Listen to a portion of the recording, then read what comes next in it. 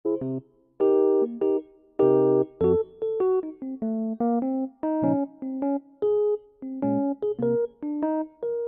Video में हम देखेंगे क्लास 10th पॉलिटिकल साइंस का चैप्टर नंबर 1 पावर शेयरिंग। अगर आप इस चैनल पे नए हैं तो मैं आप लोगों को बता दूं कि इस चैनल पे मैंने क्लास 10th साइंस ऑलमोस्ट ख़त्म कर दिया है, बायो कंप्लीट हो गई है, केमिस्ट्री का एक चैप्टर बचा है एंड फिजिक्स का भी एक चैप्टर बचा है जो जल्दी 1 या 2 दिन में आ जाएगा। अब आते हैं हम सोशल पे। सोशल में मैंने हिस्ट्री जो है ना वो लगभग पूरा कंप्लीट कर दिया, नेशनलिज्म बचा है वो आ जाएगा। जियोग्राफी के मैंने 4 चैप्टर्स अपलोड कर दिए हैं, इकोनॉमिक्स के 3 चैप्टर अपलोड हो गए हैं, 1 या 2 चैप्टर्स बचे, इसके साथ हमारा क्लास 10th सोशल का भी सिलेबस खत्म हो जाएगा। रही बात मैथ्स की तो उसकी वीडियोस भी जल्दी आने वाली है, आज ही मैं एक और मैथ्स की वीडियो भी शूट करूँगा, सो आई होप वो भी मैं आज ही अपलोड कर दूँ। पावर शेयरिंग बहुत ही ईजी चैप्टर है, पॉलिटिकल साइंस का ये पहला चैप्टर है। We know that in a democracy, all power does not rest with any one organ of the government. An intelligent sharing of power among legislature, executive, and judiciary is very important to the design of a democracy. The stories of Belgium and Sri Lanka tells us how democracies handle demands for power sharing. देखो, अगर एक country है तो उसमें सारी की सारी power एक ही इंसान के पास नहीं होती, वो पावर जो है ना वो शेयर हो जाती है। तो किस तरह से पावर शेयर होती है वो हमको इस चैप्टर में देखना है। हमको पता है जैसे कि सारी की सारी पावर प्रेसिडेंट या प्राइम मिनिस्टर के पास नहीं है, कुछ पावर हमारी कोर्ट के लोगों के पास होती है, कुछ पॉलिटिकल पार्टीज के पास पावर है, अलग अलग लोगों को अलग अलग पावर दे रखी है, गवर्नमेंट के पास पावर है। सो हाउ ये पावर किस तरह से हम डिवाइड करते हैं और या फिर शेयर करते हैं वो इस चैप्टर में हमको देखना है, क्योंकि डेमोक्रेसी में पावर शेयर होती है और एक ही इंसान के पास नहीं रहती। पहले हमको देखना है बेल्जियम का केस, बेल्जियम में क्या हुआ एंड इसके कारण बेल्जियम में बेल्जियम में क्या था और उन्होंने किस तरह से पावर शेयर करी, एंड श्रीलंका में क्या था, किस तरह के लोग रहते थे एंड उन लोगों ने किस तरह से पावर शेयर करी। बेल्जियम जो है वो हमारा एक छोटी सी कंट्री है यूरोप के अंदर। बेल्जियम का जो कैपिटल है वो ब्रुसेल्स है। क्या बताया मैंने, बेल्जियम कंट्री है हमारा यूरोप के अंदर एंड बेल्जियम का कैपिटल ब्रुसेल्स है। It has a population of little over 1 crore, 1 crore से इसकी पॉपुलेशन है।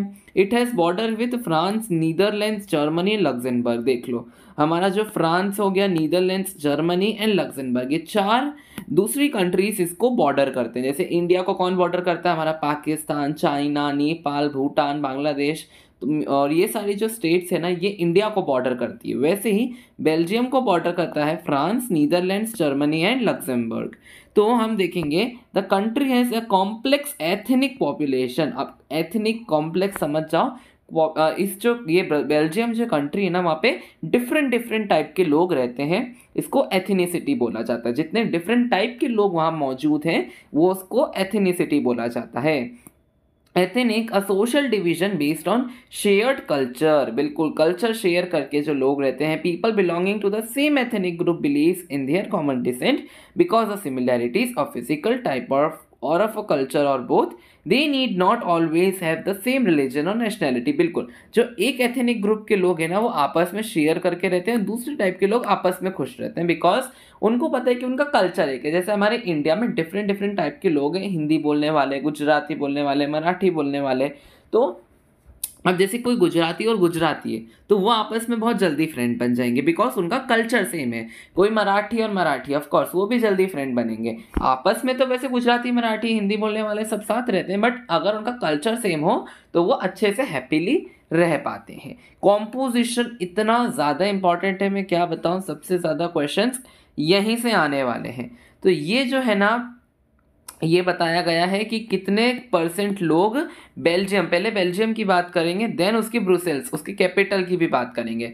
तो बेल्जियम के अंदर 59% डच बोलते हैं, 40% लोग फ्रेंच बोलते हैं और 1% लोग जर्मन बोलते हैं। ठीक है, 59 डच, 40 जर्मन, और सॉरी 40 फ्रेंच और हमारा 1 है जर्मन। ये जो है फ्लेमिश रीजन में रहते हैं, ये वलोनिया रीजन में रहते हैं। अगर रीजन जरूरी नहीं है इतना याद करना, मेन आपको इतना कॉम्पोजिशन याद रखना है। ठीक है, येलो वाले इलाके में हमारे डच है, रेड वाले इलाके में हमारे फ्रेंच है, ये वाला जो इलाका है उसमें हमारे जर्मन्स हैं एंड ऑरेंज कलर हमारा कैपिटल है। चलो अब कैपिटल में देखते हैं क्या है।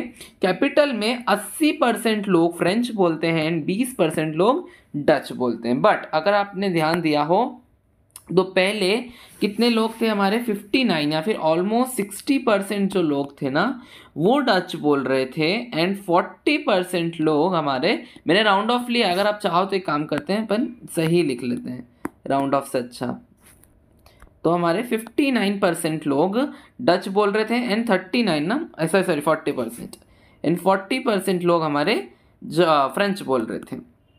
बट आप अगर कैपिटल में देखो तो जो फ्रेंच बोलने वाले हैं वो 80% हो गए एंड डच बोलने वाले 20, यानी कि देखो अगर पूरी कंट्री की बात करें तो डच ज़्यादा है, फ्रेंच कम है, फ्रेंच कम है।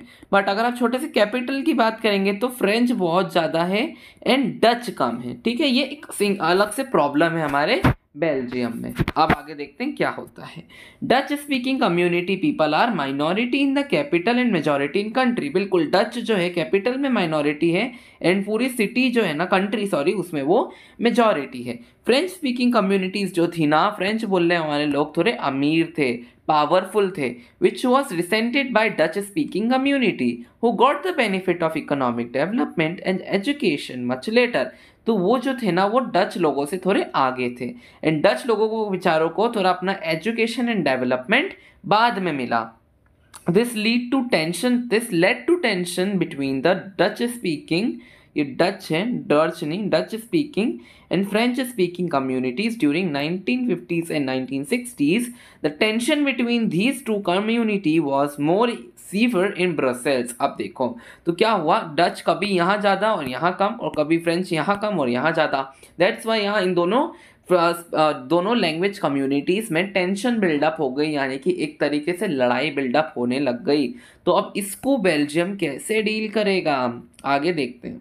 हाँ, बेल्जियम कैसे डील करेगा वी विल नो आफ्टर, जब हम श्रीलंका का पढ़ लेंगे। ठीक है, तो अभी तक हमने बस इतना ध्यान में रखना है कि डच जो लोग थे ना वो ज़्यादा थे हमारी कंट्री में एंड फ्रेंच कम थे, बट कैपिटल में फ्रेंच ज़्यादा थे डच कम थे। इसके कारण थोड़ा ना फ्रेंच और डच लोगों में ना थोड़ी सी गुस्सा चलता था एंड इसको कैसे डील करा वो हम आगे देखेंगे। बट उसके पहले आप श्रीलंका का केस देख लो।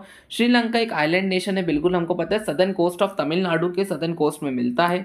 इसकी पॉपुलेशन है 2 करोड़, बहुत important. Like other Nations in the south Asia region, Sri Lanka has a diverse population. बिल्कुल, हाँ, तो श्रीलंका की जो पॉपुलेशन है वो डाइवर्स है, ये श्रीलंका का झंडा है। आगे आएंगे ethnic communities of Sri Lanka. Ethnic communities मतलब अलग अलग कम्युनिटीज जो श्रीलंका में रहती है वो आपके सामने है। Tamil speaker 18%, Sinhala speaker 74%। तमिल भी दो टाइप के हैं हमारे, श्रीलंकन तमिल जो है 13% एंड हमारे इंडियन तमिल जो है कि 5%। या लिखा नहीं है 5%, बट यहाँ पर लिखा होना चाहिए। आगे भी लिखी है क्या, थोड़ी एथनिक कॉम्पोजिशन बहुत अच्छे से लिखी हुई है ये और अच्छे, ये तो चलो ठीक है अच्छा है, बट यहाँ और अच्छे तरीके से लिखी है हमारी एथनिक कॉम्पोजिशन। सिन्हला बोलने वाले 74, हमारे तमिल बोलने वाले जो हिंदूज एंड मुस्लिम दोनों हैं वो 18%। सिन्हला बोलने वाले लोग बुद्धिस्ट हैं। क्रिश्चियन 7% है जो तमिल एंड सिन्हला भाषा दोनों बोलते हैं। अब ध्यान से देखो, सिन्हला लैंग्वेज हो गई, ये बुद्धिस्ट रिलीजन हो गया। हिंदू मुस्लिम रिलीजन है, तमिल लैंग्वेज है। क्रिश्चियन रिलीजन है, तमिल सिन्हला लैंग्वेज है। ठीक है, ये थोड़ा कंफ्यूजिंग है बट एक बार रट जाएगा ना देन आपको बहुत काम आएगा। सिन्हला बुद्धिस्ट लोग हैं 74%, मुस्लिम और हिंदू है तमिल, और तमिल में भी हमारा कितने 13% जो है वो श्रीलंका के तमिल से, श्रीलंका वाले, एंड हमारे 5% जो है ना वो इंडियन वाले हैं। अब श्रीलंकन इंडियन वाले मतलब जो नेचुरली बॉर्न तमिल स्पीकर है श्रीलंका के, वो श्रीलंकन तमिल्स हो गए। एंड जो तमिलनाडु के लोग हैं और केरला के लोग हैं जो वहाँ से श्रीलंका गए, इंडिया से श्रीलंका जो गए हैं एंड तमिल बोलते हैं, वो इंडियन तमिल्स हो गए। सिंपल, 74, 18 एंड 7 मिला दोगे तो हो जाएगा 100%, यानी पूरी इतनी कंपोजिशन हो गई। अब just imagine what could happen in situations like this. बहुत अच्छे से पूछ रहे हैं कि आप सोचिए इन सिचुएशन में क्या होगा। देखो इसमें सिन्हला लोगों की 75%, यानी 3/4 ऑफ द पीपल आर सिन्हला। ये दिमाग में रखो, ये दिमाग में रखना है। एंड बेल्जियम वाले केस में क्या दिमाग में रखना है कि डच जो है कंट्री में ज़्यादा है एंड डच जो है वो कैपिटल में कम है। फ्रेंच जो है वो कंट्री में कम है, लेकिन फ्रेंच जो है वो कैपिटल में ज़्यादा है। तो जस्ट इमेजिन करो सिचुएशन में क्या हो सकता है।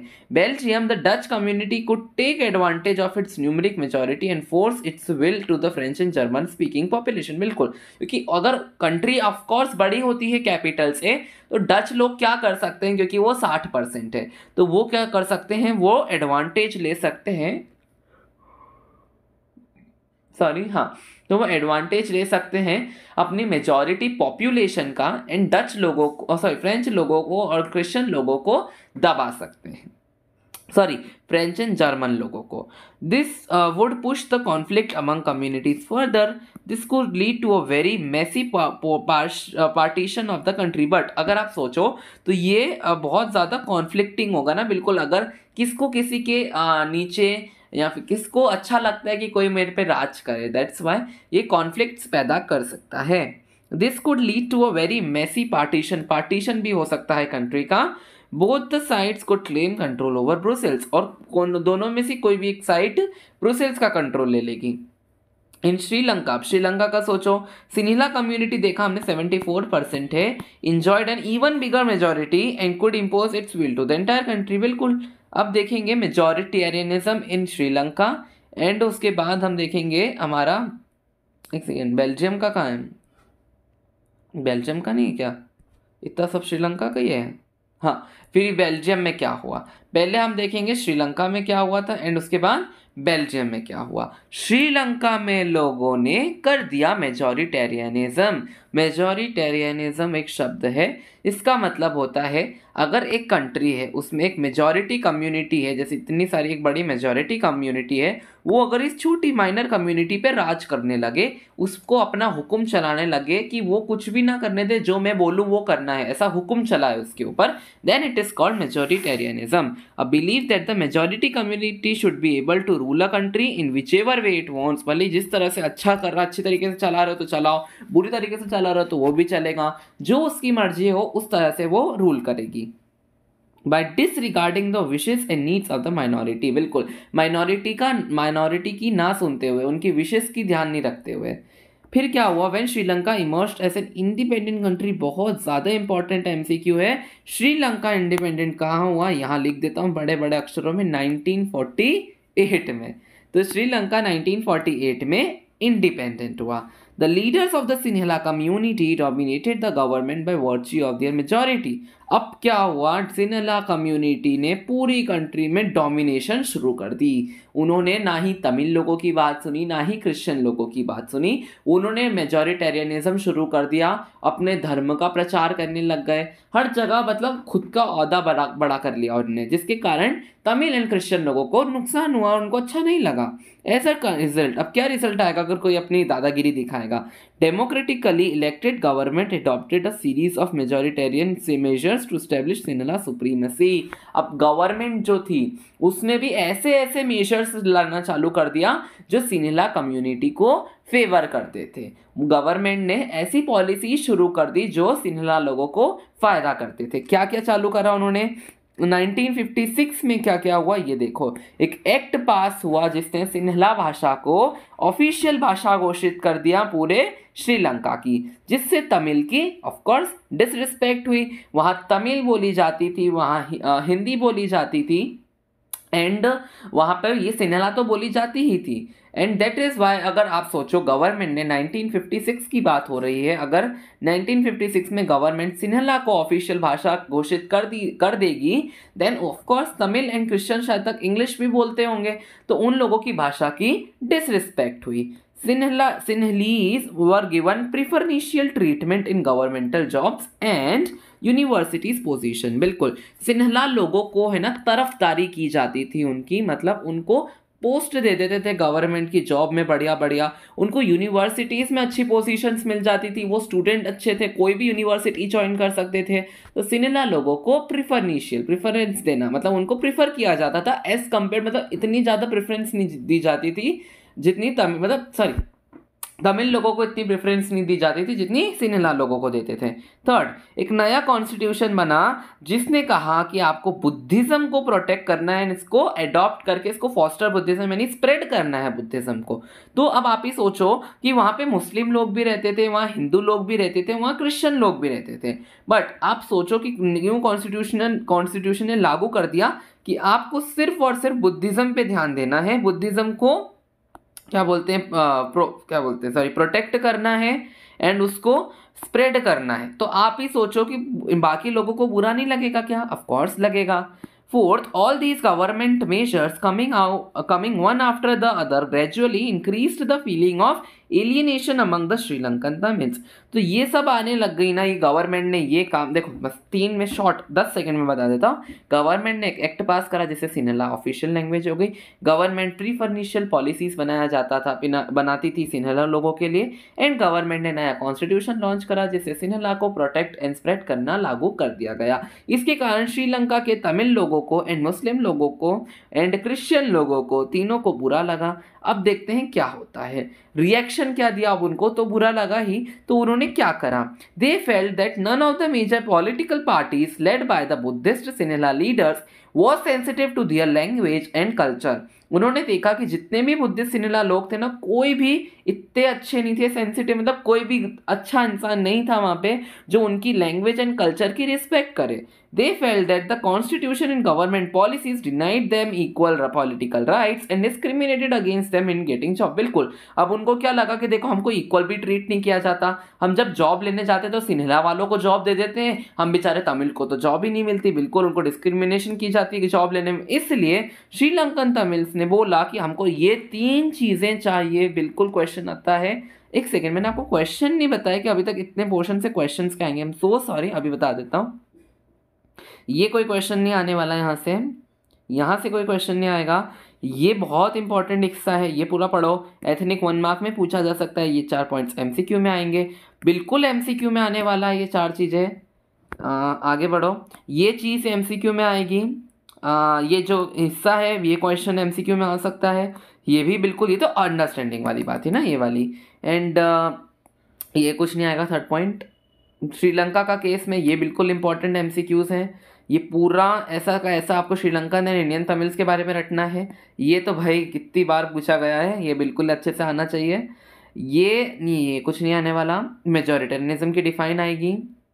यहाँ से क्वेश्चन बनेगा कि श्रीलंका कब इंडिपेंडेंट हुआ था, इन श्रीलंका ने क्या मेजॉरिटेरियनिज्म की पॉलिसी अपना ली थी। बिल्कुल सीधा सीधा क्वेश्चन आएगा कि 1956 में गवर्नमेंट ने किस तरह से सपोर्ट करा सिन्हला लोगों को ताकि वो सिन्हला सुप्रीमेसी बिठा सकें। यहाँ से क्वेश्चन आने वाला है कि श्रीलंकन तमिल्स का क्या रिएक्शन था, उन्होंने क्या मांग करी। उन्होंने ये मांग करी कि उनकी तमिल लैंग्वेज को अब ऑफिशियल लैंग्वेज बनाओ। पहले क्या तुमने सिन्हला की बुद्धिस्ट आई थिंक हाँ, पहले आपने सिन्हला को ऑफिशियल लैंग्वेज बनाया ना, अब आप तमिल को बनाओ। रीजनल ऑटोनॉमी का मतलब है कि अब हमारा पार्टीशन कर दो, सिन्हला वाले उधर उधर रहो, हम तमिल इधर इधर रह लेंगे, हमारे इसमें आप छेड़छाड़ मत करो, आप अपनी कंट्री देखो, आप हमारी कंट्री देखेंगे। इक्वल अपॉर्चुनिटी की मांग करें। जैसे जॉब में अगर सिन्हला एंड तमिल आदमी ने एक ही जॉब के लिए अप्लाई करा तो सिन्हला को रख लेंगे, तमिल को नहीं देंगे। दैट्स वाई उनको इक्वल जॉब अपॉर्चुनिटीज चाहिए थी। अब ऐसा रिजल्ट क्या हुआ? अब इन्होंने 3 मांगे तो कर दी, उसका रिजल्ट क्या था? The relation between the Sinhala and the Tamil communities strained over time. बिल्कुल, जो सिन्हला एंड तमिल कम्युनिटीज था ना, उनकी रिलेशन अच्छे नहीं रहे।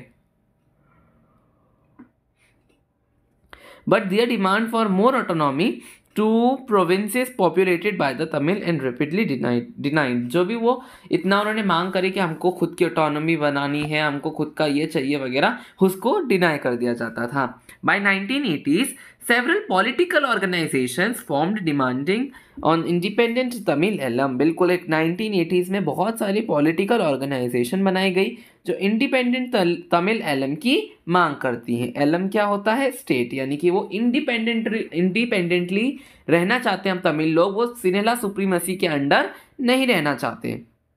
और कहाँ northern and eastern parts of Sri Lanka. The distrust between the two communities turned into widespread conflict and ended in a civil war। तो तो वहाँ पर लड़ाई इतनी बढ़ गई कि वहाँ पे कॉन्फ्लिक्ट शुरू हो गया, लड़ाई मारा कुटी चालू हो गई एंड सिविल वॉर स्टार्ट हो गया। मार्वल वाली सिविल वॉर भी वैसे ही, दो कम्युनिटीज़ के बीच में लड़ाई हुई। वहाँ पर भले ही हमारे captain America and iron man की लड़ाई चल रही थी, वो भी दो कम्युनिटीज़ की लड़ाई थी, that's was a civil war. But यहाँ पे सिविल वॉर हुई थी सिनेला एंड तमिल लोगों के साथ, ठीक है, you can relate with that, अच्छे से याद रहेगा। फिर अब रिजल्ट क्या हुआ, वहाँ पे भी लोग मरे थे, यहाँ पे भी लोग मरे, थाउजेंड्स ऑफ लोग मरे एंड मेनी बिकम रेफ्यूजीज, बेचारे जिनका घर वर सब छूट गया, वो बेचारे कुछ नहीं कर पाए। Several loss to the social cultural and economic severe loss to the social cultural and economic life of the country. बिल्कुल, अगर आप कहीं पे भी लड़ाई होगी तो वहाँ का social culture and economic loss होना ही है। इन सिविल वॉर कब खत्म हुई, 2009 में। आगे आते हैं, सिविल वॉर होता क्या है, एक वायलेंट कॉन्फ्लिक्ट होती है between opposing groups with in a country that become so intense that is appear like a war. दो कम्युनिटीज़ के बीच में ही होती है ये, और एक ही कंट्री के कम्युनिटीज़ के बीच में होती है, और ये इतनी ज़्यादा मतलब अपोजिंग या फिर जितनी ज़्यादा ये कॉन्फ्लिक्टिंग एंड वायलेंट होती है कि ये वॉर की तरह दिखने लगती है। Did you know in 1976 liberalization tiger of Tamil Eelam, a guerrilla organ was formed to establish an independent Tamil Eelam। अभी हमने देखा 1980s में वो सारे पॉलिटिकल ऑर्गेनाइजेशंस बन रहे थे, तो 1976 में क्या बना, Liberation Tiger of Tamil Eelam. मैंने पहले इसको लिबरलाइजेशन पढ़ दिया, sorry, Liberation Tiger of Tamil Eelam बना था। ये गुरिल्ला ऑर्गन था, ये तमिल एलम स्टेट को मांगना चाहता था। बिल्कुल इंपॉर्टेंट है, कितना ज़्यादा। इस पेज में से बिल्कुल क्वेश्चन आएंगे। सिविल वॉर के कब एंड हुई, कितने लोग मरे, क्या इम्पैक्ट था, एंड हाँ, इस पेज में से सिविल वॉर की डिफाइन आ सकती है, इस पेज में से ये वाला एमसीक्यू आ सकता है। आगे बढ़ो। अब आप देखो, अभी आपने सब देख लिया कि हमारा श्रीलंका में कितना गलत हाल हो गया। अब आप देखेंगे बेल्जियम में कितने अच्छी तरीके से सब लोगों ने हैंडल करा। भले डच के पास ये चांस था कि वो पूरे कंट्री में 59 ऑलमोस्ट 60% डच लोग रहते थे, बट उन्होंने इसका फ़ायदा नहीं उठाया। उन लोगों ने पीसफुली रहना चाहा with the French people and the German speaking level। क्या हुआ वहाँ पे, the Belgium leaders to different path। बिल्कुल, अब देखो आप इसको शांति से इमेजिन करो। श्रीलंका में देखो पूरी लड़ाई भयंकर हो गई, बट बेल्जियम में ढंग से हुआ। They recognize the existence of regional and cultural differences। Between 1970 and 1993 4 constitutional amendments बनाए गए। आप सोचो 70 से लेके 1993 तक चार कॉन्स्टिट्यूशनल अमेंडमेंट्स बनाए गए, ताकि दोनों की दोनों कम्युनिटीज़ पीसफुली रह सके। बहुत ज़्यादा इंपॉर्टेंट एमसीक्यू है ये। या 1970 से लेके 1993 तक 4 अमेंडमेंट्स। अमेंडमेंट होता है यानी कि कॉन्स्टिट्यूशन में फेरबदल करना अच्छे कॉज के लिए। Elements of Belgium model. अब क्या हुआ, उन लोगों ने क्या करा, उनने ऐसी क्या क्या प्रैक्टिसेस करी जिससे वो ढंग से रह सके। उन्होंने कॉन्स्टिट्यूशन प्रिस्क्राइब क्या करता है उनका, कि डच एंड फ्रेंच स्पीकिंग जो मिनिस्टर्स है ना, वो इक्वल होने चाहिए। भले ही ओवरऑल कंट्री में डच 59% हो एंड हमारे फ्रेंच 40% हो, लेकिन उन्होंने बोला है कि आपका जो सेंट्रल गवर्नमेंट होगी ना, उसमें जो मिनिस्टर्स हैं वो Dutch and French equal participation होनी चाहिए, 50-50 होनी चाहिए।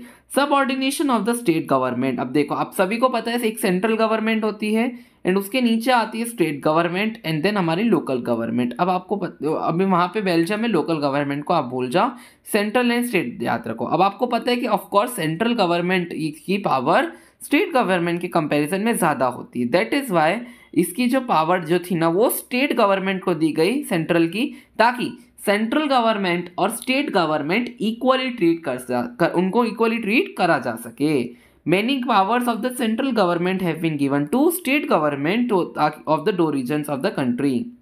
Separate government in Brussels. अब ब्रुसेल्स में तो आपने देखा भाई 80% फ्रेंच चले गए थे, 20% डच थे। दैट इज वाई ब्रुसेल्स में सेपरेट गवर्नमेंट ही बना दी, where both the communities have equal representation. लेकिन वहां पर भी इक्वल रिप्रेजेंटेशन था दोनों ही कम्युनिटीज का, और वहां पे कम्युनिटी गवर्नमेंट बनाई थी। ये क्या, वन लैंग्वेज इनको वो लोग इलेक्ट करते थे जो एक लैंग्वेज कम्युनिटी से बिलोंग करते थे। कौन कौन सी लैंग्वेजेस चलती थी, Dutch, French and German speaking. Overall ये कहना चाह रहे हैं कम्युनिटी गवर्नमेंट लोग इलेक्ट करते थे, no matter where they live. पर वो अगर इस मतलब कंट्री में रह रहे हैं ना, तो वो चलेगा। Community government, this government has the power regarding cultural, educational, language related issues. आगे बढ़ो। बेल्जियम मॉडल थोड़ा कॉम्प्लेक्स है बट कितना अकोमोडेटिंग है. It has helped to avoid civic strife between the two major communities and a possible division of the country on linguistic lines. बिल्कुल उन्होंने देखा कि भले ही थोड़ा सा समझने में मुश्किल है कि देखो सेंट्रल गवर्नमेंट की पावर स्टेट गवर्नमेंट को दे दी एंड ऊपर जो पावर थी वो सॉरी एंड हाँ दोनों की दोनों भले ही कितनी भी 80% फ्रेंच हो 20% डच हो बट फिर भी आपको इक्वल मिनिस्टरी लाने ये सारी बातें सुनने में अजीब लगती थी. बट इन लोगों ने कम से कम सिविल वॉर नहीं होने दी अपनी स्टेट में जैसी स्टेट नहीं कंट्री में जैसी श्रीलंका में हुई. For the same reasons, Brussels was chosen as the headquarter of European Union. Same reason इतनी शांति से वहाँ लोग रहते हैं इसलिए यूरोपियन यूनियन का हेडक्वार्टर ब्रुसेल्स में वो चुना गया था. What did we learn from these two stories? पहला, both the countries are democracies. दूसरा, but they dealt with the question of power sharing differently. बिल्कुल वहाँ पर सिन्हेला ने सारी पावर खुद ने ले ली बट यहाँ बेल्जियम में फ्रेंच एंड डच को इक्वली पावर बांटी गई. अब आप ही को पता है श्रीलंका में अगर सिन्हेला ने सारी पावर ले ली तो सिविल वॉर हो गई एंड बेल्जियम में इक्वली पावर बांटी गई इसलिए सब शांति से रह पाए. बेल्जियम में leaders have realized that unity of the country is possible only by respecting the feelings and interests of different communities and regions. This resulted in mutually acceptable arrangements for power sharing. And Sri Lanka में क्या हुआ? Show us a contrasting example. It shows that if a majority community want to force its dominance over other and refuses to share power, it can undermine the unity of the country and leads to civil war. ये अच्छे से हमको समझ आ गया. यहाँ पर एक एक पैराग्राफ में समरी लिखी थी. Why power sharing is desirable. बिल्कुल बहुत इंपॉर्टेंट है पावर शेयरिंग. क्यों जरूरी है इसका एक कारण है प्रूडेंशियल रीजंस एंड दूसरे हैं हीरा प्रूडेंशियल रीजंस एंड आएंगे आपके मोरल रीजंस. ये दो रीजंस है जिसके कारण पावर शेयरिंग जरूरी है. प्रूडेंशियल का मतलब क्या होता है? बेस्ड ऑन प्रूडेंस और अ careful calculation of gains and losses. Prudential decisions are usually contrasted with decisions based purely on moral reasons. अब देखो moral reasons यानी कि किसी की भावनाओं को देख के बनाए गए reasons and prudential reasons यानी कि profit and loss. अब of course आप बोलते हैं कि जैसे कि मैं कैसे समझाऊँ कि देखो प्रूडेंशियल में ना बिना कोई फीलिंग्स के सिर्फ देख फायदा हो रहा है तो ठीक है हाँ कर देंगे एंड बट मोरल रीजंस में ना फीलिंग्स आती है अपने रिलेशंस आते हैं. तो समझ जाओ प्रूडेंशियल यानी सिर्फ जो इंसान फ़ायदा देखता है ठीक है उसके लिए कोई फैमिली में उसकी इमोशंस उसकी फीलिंग्स महत्व नहीं देती. बट मोरल रीजंस में ऐसे रीजंस होते हैं जिसमें फीलिंग्स मैटर करती है. Prudential reasons for power sharing states that it will bring better outcomes. The moral reason of power sharing states that it's a valuable of share power. बिल्कुल prudential reason क्या कहता है? Power sharing अच्छा outcome लाएगा and moral reasons कहते हैं कि वो वैल्यूएबल है बहुत जरूरी है. ठीक है पहला prudential reasons power sharing will be a better outcomes because power sharing क्या करती है? कॉन्फ्लिक्ट को रिड्यूस करती है. बिल्कुल पावर शेयरिंग में लड़ाई नहीं होगी ना सबको पावर मिल जाएगी सब खुशी खुशी रहेंगे वहाँ पे लड़ाई नहीं होगी. Power sharing is a good way to ensure stability. अब अगर लड़ाई नहीं होगी तो ऑफकोर्स लोग स्टेबल रहेंगे. Imposing the will of majority community over the others may look like an attractive option in the short run but in the long run it undermines the unity. बिल्कुल अगर आप एकदम सिन्हा लोगों ने जब मेजॉरिटी ले ली थी सिन्हा लोगों का बल्ला बल्ला हो रहा था बढ़िया सब खुश थे एंड अगर शॉर्ट टाइम के लिए देखा जाए तो इट वॉज गुड. बट अगर आप लॉन्ग रन की बात कर रहे हैं अगर पूरा साल की बात कर रहे हैं तो ये अच्छा आइडिया नहीं था. Tyranny of the majority is not just oppressive for the minority it often brings ruin to the majority as well. तो बोला जा रहा है कि आप अगर मेजॉरिटी वाले लोगों को सब कुछ दे देंगे तो वो माइनॉरिटी के लिए अप्रेसिव तो होगा ही और कभी कभार ये मेजॉरिटी को भी डिस्ट्रॉय कर देता है. देखो मेजॉरिटी बड़ी करी मेजॉरिटी ने रूल करा माइनॉरिटी पे ये नुकसान तो है ही माइनॉरिटी का बट ये कभी कभार मेजॉरिटी को भी नुकसान दे देता है. क्यों? सिविल वॉर हुई तो सिर्फ तमिल लोग नहीं मरे होंगे सिन्हा लोग भी मरे होंगे.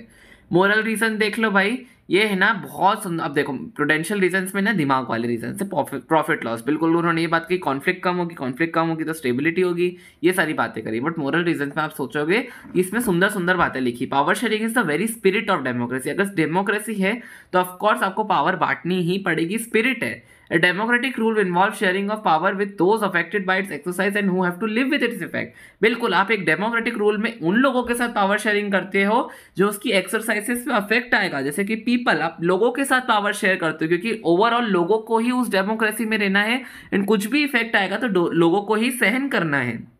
A legitimate government is people have a right to be consulted on how they are to be governed. बिल्कुल पीपल के पास राइट है कि उनको किस तरह से गवर्न होना है, किस तरह से उनमें किस तरह से उनको गवर्न होना है, ये वो चूज कर सकते हैं. A legitimate government is one where citizens through participation acquire a stake in the system. बिल्कुल I think so 3 points are enough, 3 questions आएंगे एंड ये भी अगर आप ऐड करना चाहो तो कर लो, बट ये बहुत बोरिंग पॉइंट है. Forms of power sharing 4-5 forms है, 4 है आई थिंक सो मोस्ट तो इम्पॉर्टेंट. तो 4 फॉर्म है पावर शेयरिंग के, देख लेते हैं. ये रहा horizontal working pressure groups in among different social groups, पर देख लेते हैं यहाँ क्या लिखा है, रीड करके आगे बढ़ेंगे. The idea of power sharing has emerged in opposition to the notions of undivided political power. For a long time it was believed that all power of a government must reside in one person or group of persons located on one place. पहले सोचा जाता था कि सारी की सारी government की power एक इंसान को दे दो या फिर ग्रुप ऑफ पीपल को दे दो जो एक जगह रहते हैं. But it was felt that if the power to decide is dispersed it would not be possible to take quick decisions. But अगर आप सोचो अगर हमने पावर को हर लोगों में बांट दिया तो क्विक डिसीजंस नहीं ले पाएंगे हम लोग. But these notions have changed with the emerge of democracy. But धीरे धीरे जैसे डेमोक्रेसी आई तो लोगों को लगने लगा हाँ एक सबके साथ पावर बांटना जरूरी है, भले एक इंसान को ज़्यादा दे दो दूसरे को कम दे दो, बट पावर बांटना is important. On the basic principle of democracy is that one basic principle of the democracy is that people are the source of all political power. बिल्कुल. In a democracy, people rule themselves through institutions and self-government. Good democratic government give due respect to diverse groups and views that exist in a society. Everyone has a voice in the shaping of public policies. Mainly यहाँ से कोई question नहीं आएगा, question will directly start from here. And हमने जो वहाँ पे पढ़ा ना उसमें prudential reasons and moral reason 3-3 number के क्वेश्चन आ सकता है. हॉरिजॉन्टल का पूछेंगे, वर्टिकल, ये सारा एक साथ 5 मार्क का आता है. ठीक है, पहले से स्टार्ट करते हैं. हॉरिजॉन्टल, हॉरिजॉन्टल यानी कि हमारा legislature, executive and judiciary. Legislature हमारा सारे कानून बनाता है, एग्जीक्यूटिव उसको इम्प्लीमेंट करता है, एंड अगर इम्प्लीमेंटेशन के बाद भी कुछ लोग अगर उस कानून को फॉलो नहीं करेंगे तो जुडिशरी उनको पनिश करता है. तो systems of checks and balance, और ये जो तीनों है ना इन तीनों की पावर्स इक्वल है, इसलिए आप इनको एक हॉरिजॉन्टल लाइन में रख सकते हो बिकॉज इन तीनों की पावर इक्वल है. ये एक इसको चेक करता है, ये इसको चेक करता है, क्योंकि कोई भी अगर अनलिमिटेड पावर यूज करेगा ना तो ये इनको रोक देंगे. It allow different organ of government placed at the same level पे रखते हैं टू एक्सरसाइज डिफरेंट पावर. सबके अलग अलग काम है बट सेम लेवल पे है. Such separation ensure that none of the organ can exercise unlimited power, each organ checks the other. बिल्कुल, ये चेक करते हैं कि कोई भी ऑर्गन अनलिमिटेड पावर तो नहीं यूज कर रहा है, इसलिए एक दूसरे को ये चेक करते रहते हैं. This result in a balance of power among various institutions. फिर क्या होता है, सारे डिफरेंट वेरियस इंस्टीट्यूशंस में एक पावर बैलेंस होता है. For example, even though ministers and government officials exercise power, they are responsible to the parliament of or state assemblies. बिल्कुल सिंपल सा एग्जाम्पल है.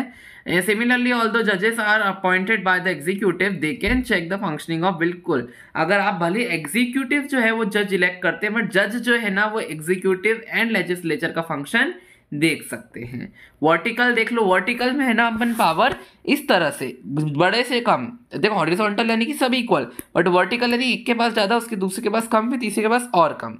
तो देखो तो हमारी जो यूनियन गवर्नमेंट या फिर सेंट्रल गवर्नमेंट है सबसे ज़्यादा पावर उसके पास, फिर स्टेट गवर्नमेंट, फिर लोकल, फिर म्यूनसिपैलिटी और पंचायत. ठीक है, इस तरह से पावर डिवाइड करती है. तो such a general government for the entire country is usually called federal government, और ये फेडरल डिवीजन ऑफ पावर भी कहलाता है. जनरल गवर्नमेंट पूरी एंटायर कंट्री के लिए गवर्नमेंट, ये बिल्कुल आपको समझ आ गया होगा. आगे बढ़ो. फेडरल डिवीजन ऑफ पावर क्या होता है. India has 3 tyre division of power instead of 2 tyre. The same principle can be extended to level of government lower than the state government such as municipality and panchayat. बिल्कुल, बस इतना कहना चाह रहे हैं कि ये vertical form of power sharing है. इसके पास सबसे ज़्यादा, उससे कम इसके पास, उससे कम इसके पास, उससे कम इसके पास। Such a general government for the entire country is called federal government. अगर पूरे एंटायर कंट्री के लिए पूरी गवर्नमेंट कहलाएगी federal government. India we refer to is as a central और union government. The government at the provincial और regional level are called by different names. बिल्कुल, अगर वो प्रोविंशियल रीजन पे है तो उसको दूसरे नाम से बुलाएंगे, रीजनल लेवल पे दूसरा। ये इतना इंपॉर्टेंट नहीं है। अगर डिफरेंशिएट आएगा vertical and horizontal power sharing में तो आप इन पॉइंट का यूज कर सकते हो। नॉट ऑल डेमोक्रेसीज है federal structure, but in those countries where there are different levels of government the constitution clearly lays down the power. बिल्कुल, सारी कंट्रीज के पास डिफरेंट काइंड ऑफ गवर्नमेंट नहीं होती, बट हमारी कंट्री में तो गवर्नमेंट के टाइप्स होते हैं। दैट इज वाई हमारे जो कॉन्स्टिट्यूशन होता है ना, वो डिफरेंट टाइप्स ऑफ गवर्नमेंट की पावर्स पे बाउंड्री लगा देता है कि इस गवर्नमेंट के पास इतनी पावर, इस गवर्नमेंट के पास इतनी, वगैरह वगैरह। Among different social groups, power में ऑल्सो भी shared among different social groups. बिल्कुल, अलग अलग सोशल ग्रुप्स के पास भी आप पावर को भेज सकते हैं, जैसे कि रिलीजियस ग्रुप्स को भेज सकते हैं, लिंग्विस्टिक ग्रुप्स यानी एक लैंग्वेज का ग्रुप हो गया। Example community government Belgium. बिल्कुल, कम्युनिटी गवर्नमेंट क्या है, एक लिंग्विस्टिक ग्रुप था। लिंग्विस्टिक ग्रुप अलग अलग टाइप लैंग्वेजेस बोलने वाले लोग थे, वहाँ पे वो कल्चरल एंड एजुकेशनल चेंजेस ला सकते थे। In some countries, there are constitutional and legal arrangements whereby socially weaker sections and women are represented in the legislatures and administration. Reserve constituencies, देखो ये बहुत ज़्यादा इजी है, इतना पूछा नहीं जाता है डीप में, मेनली पॉइंट्स पूछे जाते हैं।